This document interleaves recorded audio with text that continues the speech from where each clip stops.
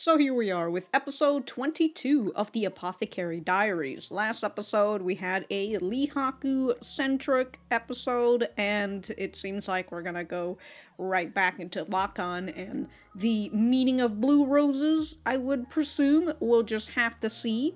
If you guys like the video, like the video. If you dislike it, dislike it. I do have my full length up on Patreon and early access on the YouTube memberships. Other than that, let us get started.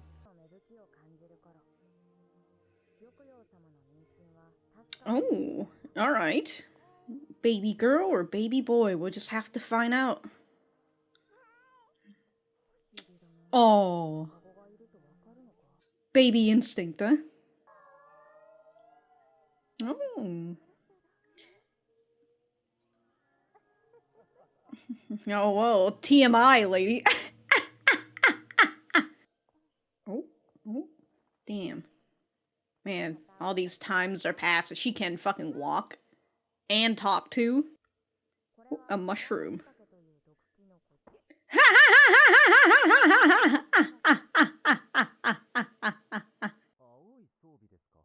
A blue rose. Lakan's asking. Lingli, that's her name. The name of the kid.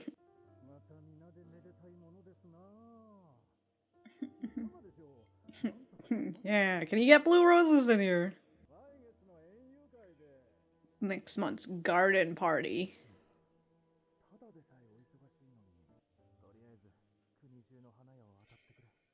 Damn, ask every florist in the nation. Oh, Gaoshin's got his work cut out for him. Of course, gotta get Maomao. He says with eye bags under him. But maybe you know, huh? You're more than an apothecary, you're also a detective, Maomao.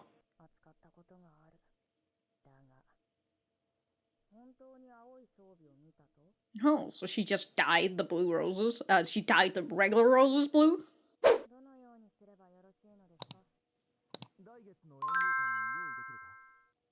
I can't remember about roses. Do roses, like, if you put, like, a dye underneath the roots, the root, you know, it'll, like, suck up and then it'll change color? I can't remember.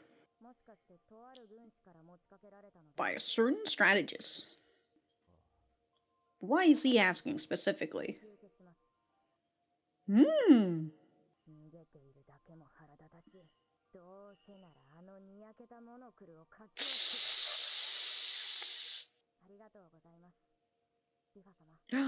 Lihua. Oh, the thing for her recovery. The building, yeah, that one. It's a steam room.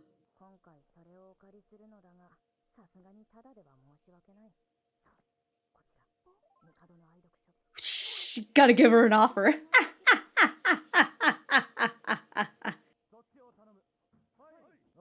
Did they move the steam room? Oh, no, they built it. Okay.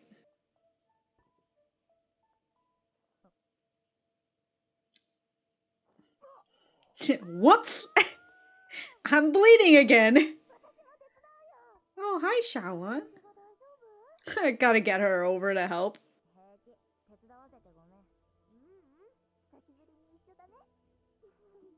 Like that Gaoshin brought her specifically, not just some other random person.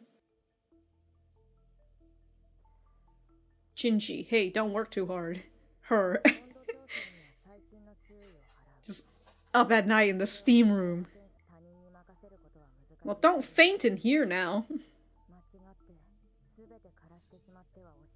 So you're gonna be here for like how many days, how many weeks until it blooms? Just controlling the temperature? Oh, some of the court ladies. The side step. Or they want to be scared. Oh, that's Lihua's lady in waiting. I thought it was the court ladies. Ooh. Ah! A caterpillar!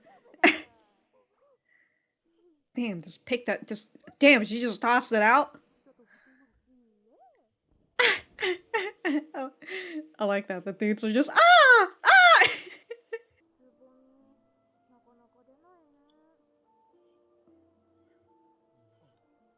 All this work for some fucking roses that's just gonna wilt in a few days once it blooms. Again, hopefully you don't faint in that room specifically. Or, you know, just fall asleep. Oh, here's more of them. Maybe they want to ask, they want to help, you know?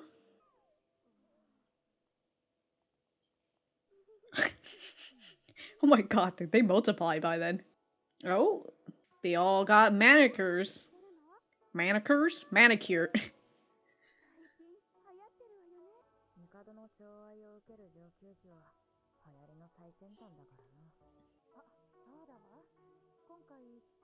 Because she's pregnant? Ah, a Loulan as well. Okay. Yeah, they're not bullying you, right? Oh, here she is, bleeding again. I swear, that's just gonna turn into a big scar at this point if you keep opening it. The roses? Wow. Ah, nap time. Whew! Gone in 2 seconds, dude. So it's kind of the same-ish thing that we have before, right? The garden party. Oh my god, that woman's hair is like a loop. Yeah, hopefully she got the blue roses on time.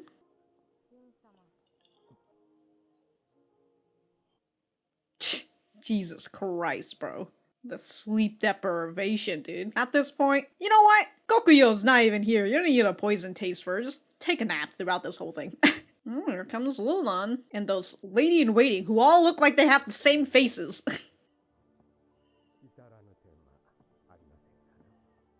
Oh, that's her dad.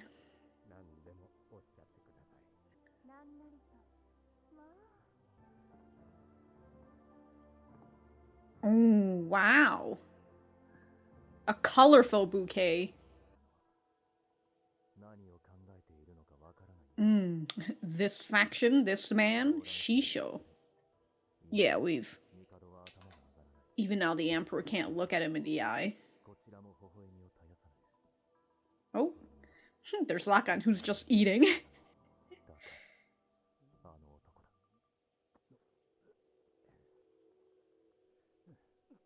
He's like a fucking child. Oh. How annoying. These blue roses? Or the fact that his wish was fulfilled.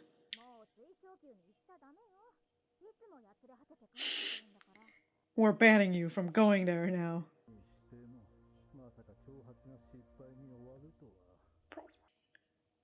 Oh my god, those sliding people. They're all just chessboards. Not chess pieces, but the go pieces? Go stones. If I work. Oh, that's just how it is for strategists, right?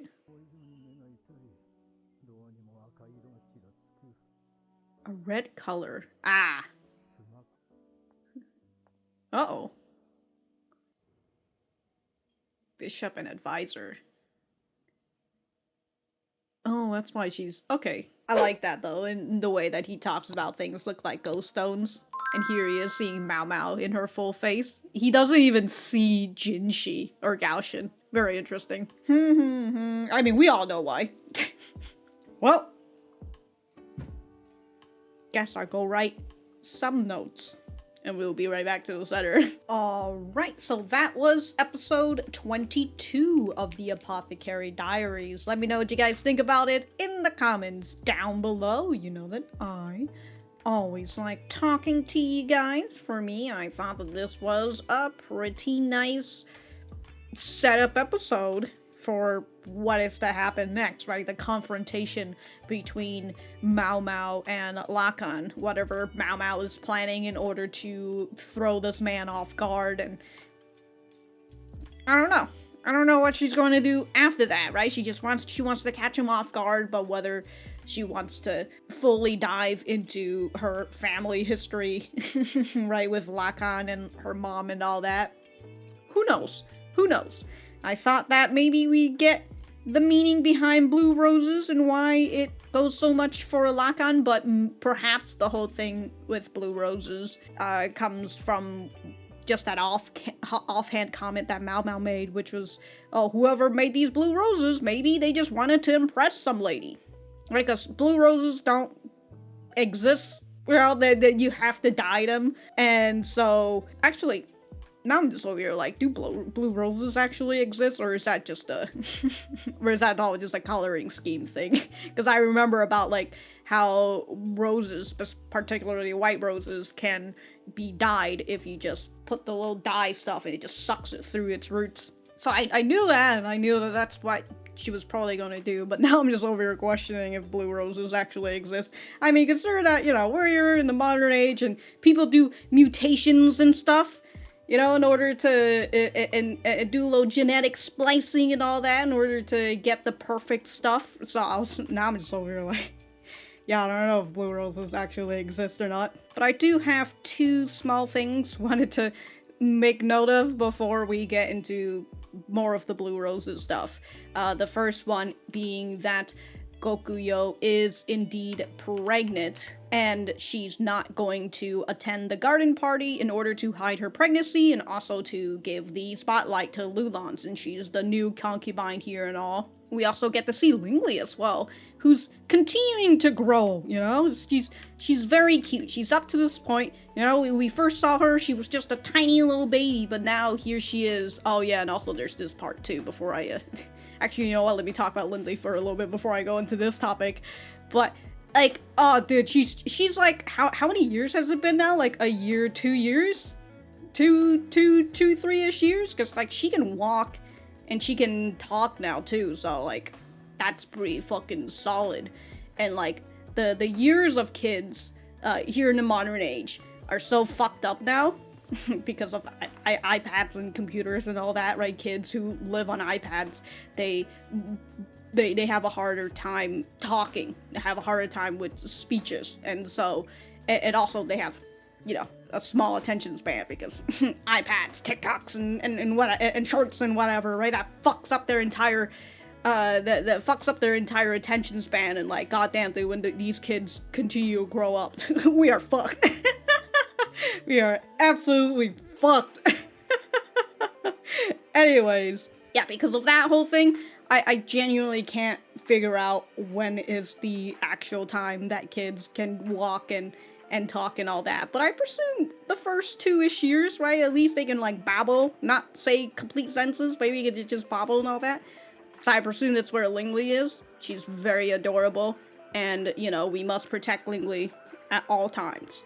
But hopefully, if whoever's inside Gyokuyou right now, whether it's another girl or maybe if it's a boy, because, like, if it's a boy, then that is an heir right there, right, for the emperor, and that's going to be, like, a very important baby. And, you know, all I can hope is that Lingli continues to live a good life and not get fucking tossed aside because, you know, whatever. she's a girl, get her out of here. We're here for the heir. Anyways, we've got Hangyang over here, who's just over here like, yeah, I too would like to have a baby. And I can't not think about whenever somebody says, oh, we're trying for a baby. I can't just, like, not think about, like, that as, like, I can't just gloss over it anymore because my friend had told me about how, like, you know, it's really weird when people tell you, when they announce to you that, oh, me and my husband or me and my wife have been trying for a baby for the past month or two now. And he basically says, like, yo, them saying that is just another way of them saying that they've been raw dogging it for the past 2 months. and ever since I heard that, all I can think about is just that. You know, it's just like, alright, y'all are just out here telling me that you've been raw dogging for the past, you know, how many weeks, how many days, how many months in order to try and get a baby? TMI, guys. TMI. Keep that to your family, not your coworkers. Well, family and friends anyways, not your coworkers. The next thing is seeing Shishou, since we saw him a little bit in Jinshi's narration. Yeah, it was Jinshi's narration where he talks about this guy.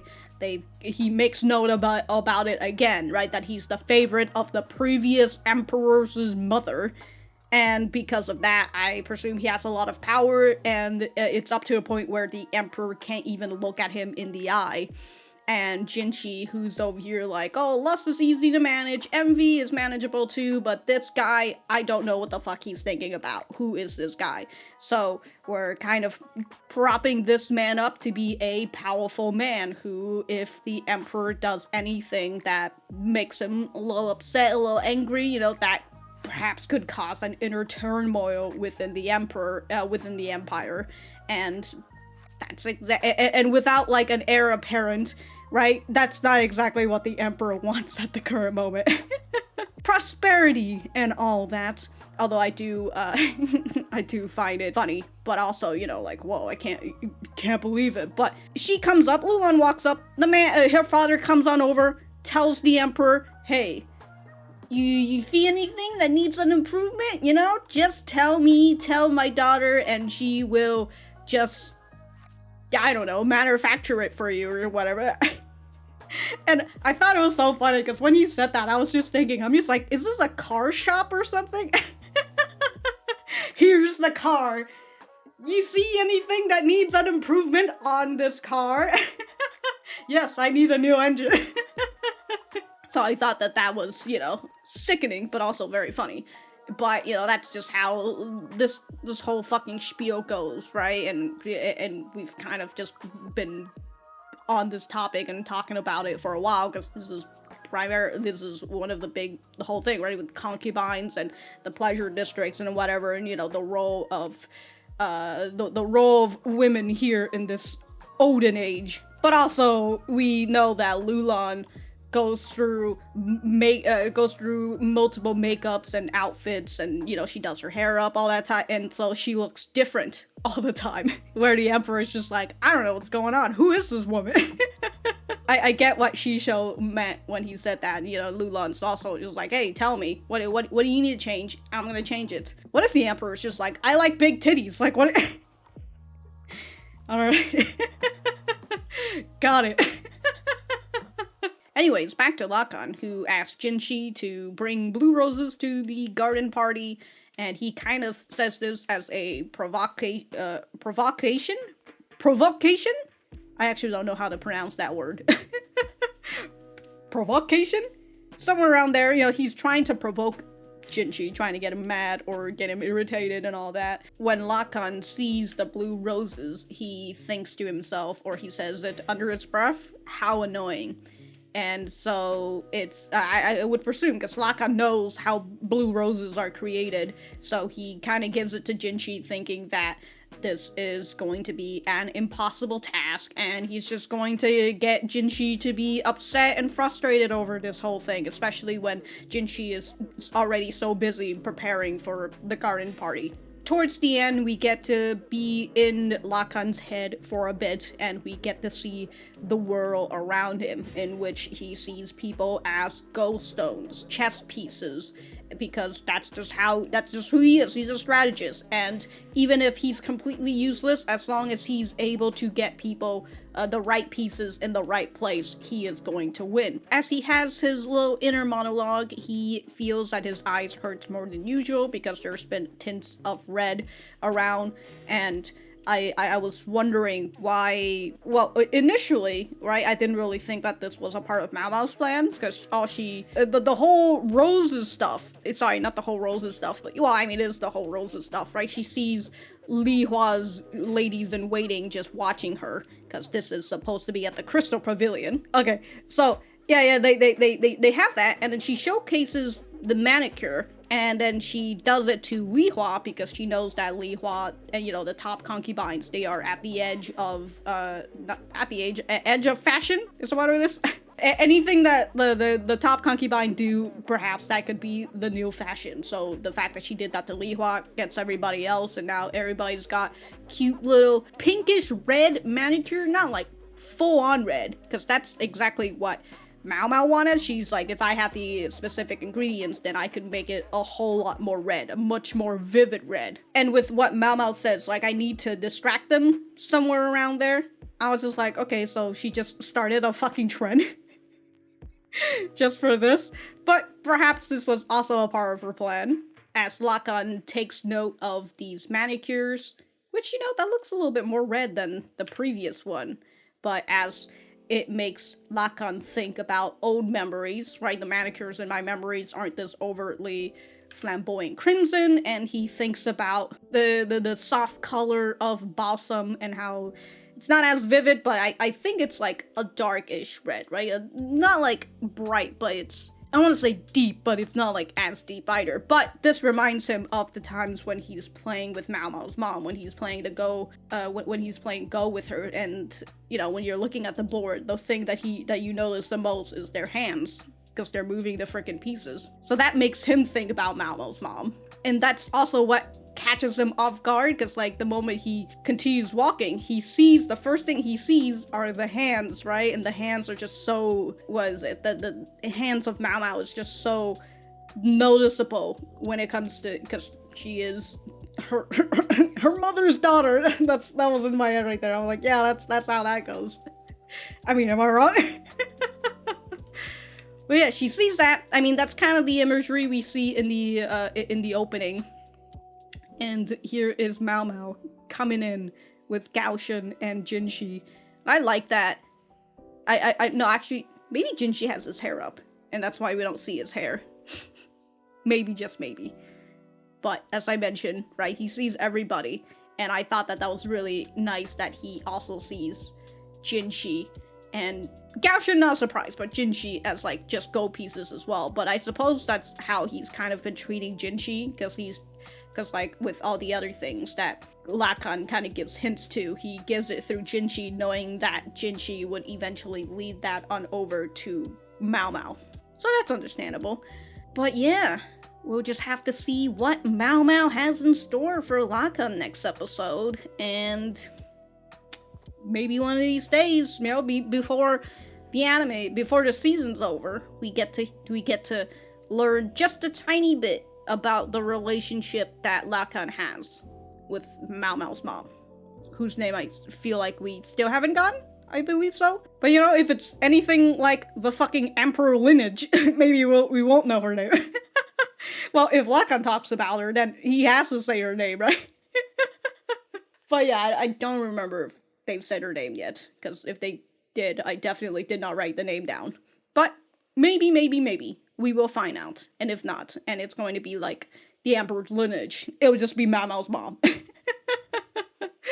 But if I have anything else to say, I will write it in the description down below. Thank you guys for sticking around, and I will see you guys in the next episode.